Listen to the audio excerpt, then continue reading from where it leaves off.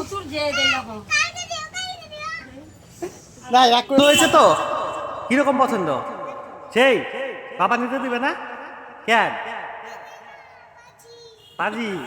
কেন পয়সা নাই তোমার বাবা जेब खाली है তাহলে দিবে না কেন বাড়িতে যা খাওয়া দাওয়া বন্ধ করে দিবে বুঝছো খাবার না ভাত এটা এটা যদি নাও তোমার একটা দেখা দেখি তোমার বন্ধু বান্ধব গাড়ি দেখেই পাগল ওই সেই গাড়ি আনছে সুন্দর এরকম গাড়ি তোমাদের এখানে আছে আরো দেখছো তাহলে হয়ে গেল এবার আমি রাগ হয়ে গেলে প্রচুর মাইরে দিব ঠিক যাবি না তো তুমি নাম্বার কি না ভালোভাবে আরেকবার বলতেছি নাম্বার কি না বলো